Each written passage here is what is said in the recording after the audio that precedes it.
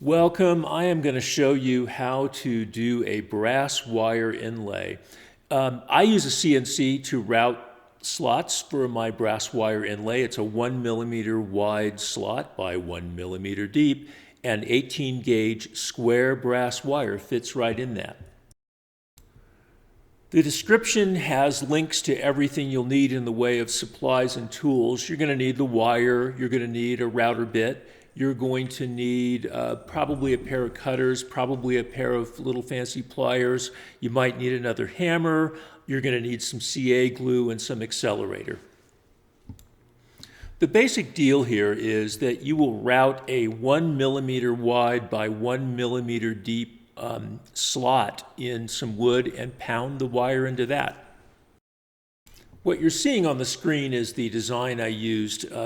I have a Shaper Origin CNC router. This design is just a bunch of little lines. You can see I'm just turning off visibility on all of them so you can kind of see how it's constructed. I make the lines so they don't cross each other, and you'll see when I go to put the wire in, that makes it a little bit easier. So I recommend that. You just build your design so the wire doesn't touch. If you don't have a CNC, I suppose you could use a trim router and just make a pattern for it. You might even be able to use a handheld, freehand routing to do your design. I'm not sure about that. So some advice on the design, you want to keep your curves sort of smooth, and you can sort of see up on the screen how I do that. I use the pencil tool on a piece of software called Affinity Designer. It starts off by making a pretty smooth set of curves, and then you can go through and edit it. And what I find to make a smooth design is you need few nodes. And so I will typically go in and delete nodes and then mess around with the handles for the nodes to get everything nice and smooth. Tips for design: don't use very sharp radius corners. Make them at least 1/8 of an inch radius. I would even go bigger than that if you can, because the sharp radius is sort of hard to set the wire in. I already mentioned it's easier to set the wire if it's not touching other wire. So you need to leave some gaps if you want to have an easier time laying the wire in. You can just design for that. It becomes a design feature. I'll show you on a set of a bunch of grapes and a grape leaf. The wire doesn't touch, but it looks fine. It's just a nice design element. In addition to buying the 1 millimeter router bit, you'll also need some special tools. Flush wire cutters, these are well worth it. I think they're just quite a necessity. If you just try to use regular wire cutters, they're not going to be accurate enough when you need to sort of try to make those wire pieces exactly the right length. So I got this set. They're a nice set. They're called Xeron or something like that. The link's in the description. They're not too expensive, and they look like they'll last a long time.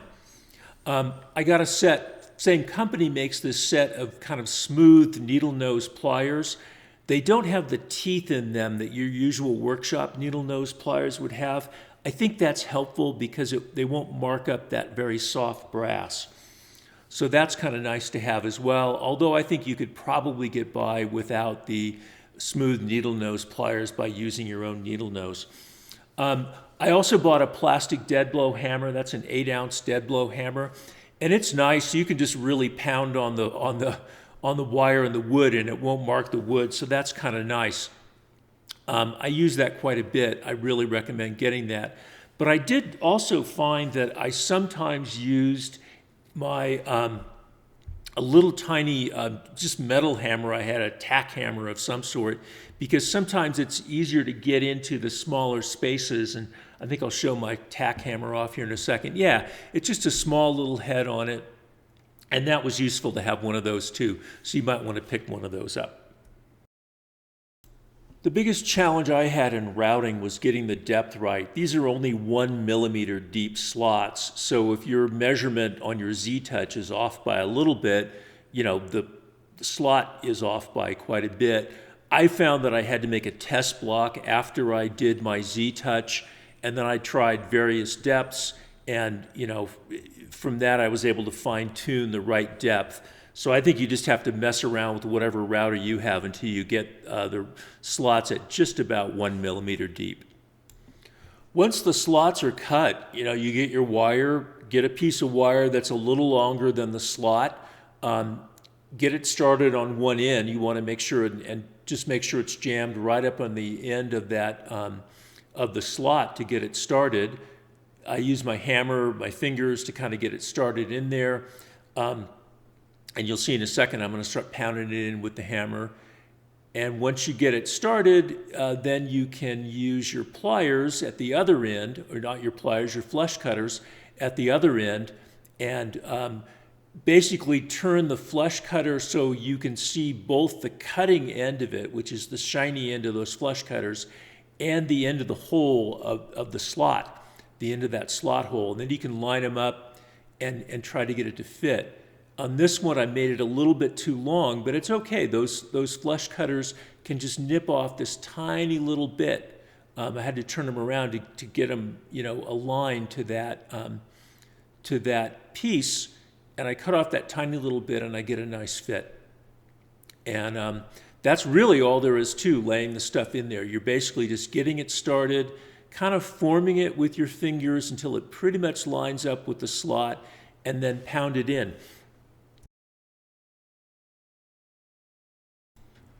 I'm going to show you a couple of more just for the sake of demonstration. This is on that bunch of grapes design.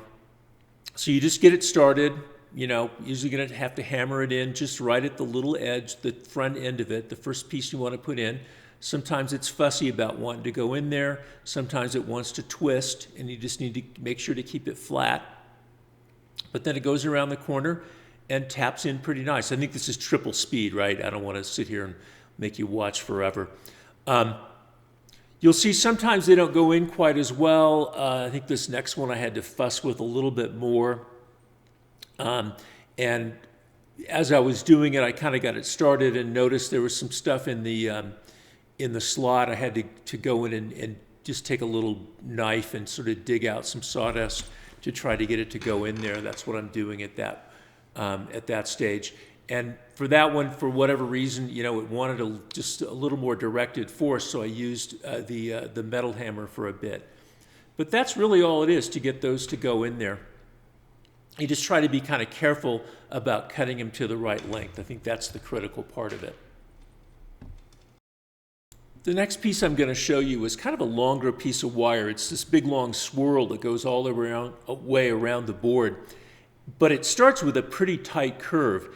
And so it was kind of hard to get this one started without the wire twisting. The wire was long enough that it really wanted to get a twist in it. So I finally got it started, got it pounded in there a little bit, and I believe this is the one where, in order to keep the start of it in there with that big long wire putting a lot of force in it, I added some CA glue. I just put a squirt of CA glue in there and gave it a shot of accelerator. And that kept it in there. I think I used so much accelerator. Yeah, it foamed up really nicely there. But that's fine, I don't care. I just want to keep the wire in there. That's all going to get sanded off anyhow. As I think you'll see on this, once I get the wire started around that kind of tight curve, it actually goes in pretty quickly. But again, there's a couple spots where I had to use those blue-handled needle nose pliers to kind of keep the twist from getting too strong on it. If it does twist going into the slot, it might go into the slot, but it's going to look bad. It's going to mar the edges of the slot, and it's going to show that it's twisted as it's in there. So you want to make sure to keep it flat. I think that's really one of the key things to getting a good result, is making sure it goes flat. But, most of the time it's pretty cooperative. I don't think any of this stuff is very hard to learn. You just have to get in and do it a couple times. In a second, it's going to show a still shot of that long slot, that long piece I just put in. And I'm also showing this because this shows a couple of pieces of wire that cross that long swirl and actually touch the swirl. And so I'm using 4 short pieces of wire to kind of have that idea that there's a couple of little pieces that are crossing the swirl. And it's just fussy to do it, right? I mean, they're harder to get fit perfectly because you don't have much give on the end of the wire that it's touching. Unlike wood, where there's some give, you can have a little bit of margin for error on it. If the end of it is gotten kind of a burr from being cut with the flush cutter, you can use just a fine file to file it down. That will make it a little bit better cut or fit. I guess if you have a design that really, depends on the wire touching, you can make it work. Like I say, it's just a little bit more fussing around with it, and I wouldn't want to be, doing every piece of wire, touching another piece of wire, because it would take 3 times as long to get the stuff in. It's just far more forgiving if there's wood on either end of the wire. The wood's got a little bit of elasticity to it, and that just makes it a room for error as it goes in. I'll put it that way, that you just don't have when it's touching the wire. But nonetheless, I made it work, and you could make it work too, and it looks good. I mean, it looks fine when it's all pounded in there.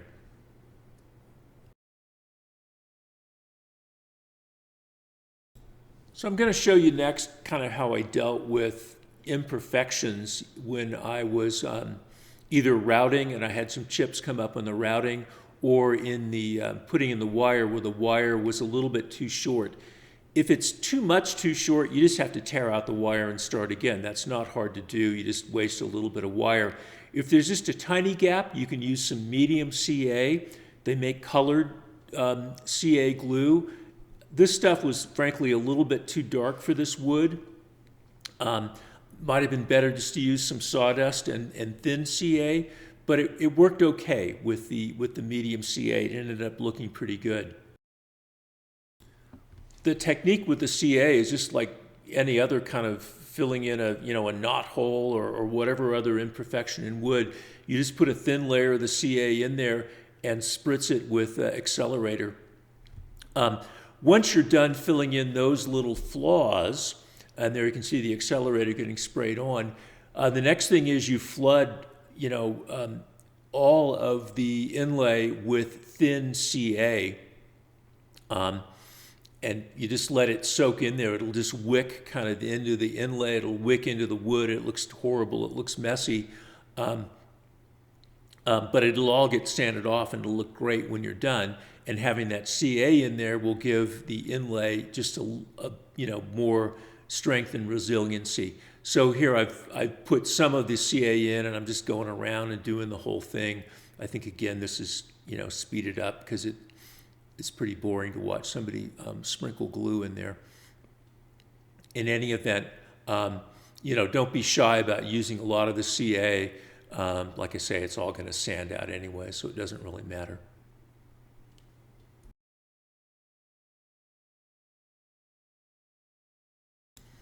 When you're done with the CA and spraying the accelerator on it, the glue and the wire should be a little bit proud of the wood. It's not going to be exactly flush with it. I used a drum sander on this particular one just for some super light passes. I would just tell you to be very, very careful if you're going to use a drum sander. On one of my test boards, I tried the drum sander thinking, oh man, I'll beat the system here and have a really easy time sanding this stuff off.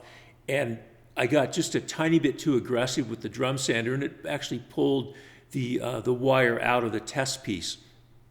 So I learned to be super gentle, and honestly, you don't need a drum sander at all. For the next 2 of these that I did, the next 3 of these that I did actually, I didn't use the drum sander at all. I just went straight to the random orbit sander. So I'm just taking off little tiny nips, like maybe 1/28 of an inch or something like that. Just the tiniest little nips. One of the issues with the drum sander is when you're doing stuff that this, it's only a millimeter thick. You don't have a lot of room for error. And if your drum sander isn't perfectly level from side to side, you may end up taking too much out of one edge. So once I got it down to where it was barely touching the wood on the drum sander at any part of it, even though it wasn't, evenly taking off the CA, I just quit at that point and went to the random orbit sander. So I wasn't going to risk, pulling up any of that brass with the drum sander. On the random orbit sander, look, it's like anything else. The issue is the brass and the CA is harder than the wood, so you've got to be careful that you're not going to dig into your wood too much. You want to make sure that you're, evenly sanding the stuff off. I started with 60 grit, and I'm not going to show you a lot of the sanding, and honestly, it doesn't take that long because the first one, the 60 grit, takes a long time.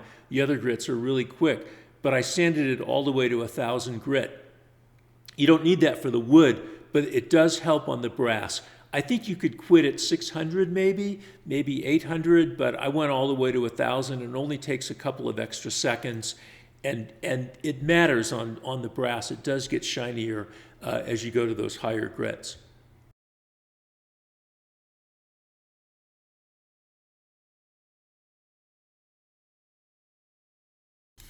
As I was still on a pretty coarse grit, I was looking for flaws that I might have missed earlier, and I found a couple. Here's some chips that came out of the wood as I was routing, no doubt, and I just didn't see it before. And I think there's a couple of other little flaws here and there. So I'm just using that same technique, some brown CA. I wish it was a little bit of a lighter brown than it is. It still looks okay on the finished product. It kind of blends in, especially after the wood's been finished. It doesn't, the contrast between the wood and the CA isn't so pronounced once there's some finish on the wood. So I'm just doing a thin layer, spritzing it with the accelerator, adding another thin layer. You can see there's a couple of other spots that need kind of the same treatment. And I think I use Starbond, and they send you all kinds of promotional material once you start using Starbond. But some of their recommendations are good. They say you want to make sure to use many thin layers rather than a lot of thick layers of the CA. So here I'm sanding it off. I'm probably on 80 grit or something like that at this point, maybe even 100 grit. I don't know, and it's pretty good. I think I want to add a little bit more CA to it, do another little layer, another thin little layer, and just cover all those imperfections. Really, there's nothing different here than any other project that you just want to cover up imperfections in wood. This isn't anything special for the brass wire inlay. It's just, how you would kind of get a nice, flat, even surface on a pretty piece of wood. I'm going to spare you the pain of watching me sand to 1,000 grit. Honestly, just as I said, it didn't really take that long. Once you're through the 60 grit, all the other grits go pretty fast. I finished this stuff in paste wax. This is Brazilian walnut, Ipe, I think is the official name for it. And the paste wax looks great with that. The paste wax also shines up that brass wire really nicely. So I really like these projects. These are serving trays. I made them as Christmas presents. And each tray is shaped the same for everybody, but I gave each one of them a unique brass inlay. And the only extra time that took was to just design a few other brass inlays. They're all pretty simple, and the designs didn't take that long. But I think that adds a nice handmade touch to these, including whatever little imperfections you have. If your wire doesn't go exactly to the end of one of the slots and there's a little gap, it's fine. It looks good that way, and it looks like a handmade product. I think, a lot of CNC products lack that. They're just a little bit sterile in my view. So I really like the way these look. I'll show you the other ones as kind of still photos of the other designs I made. Anyways, if you like this stuff, I invite you to like the video and subscribe to the channel. Thanks very much for watching.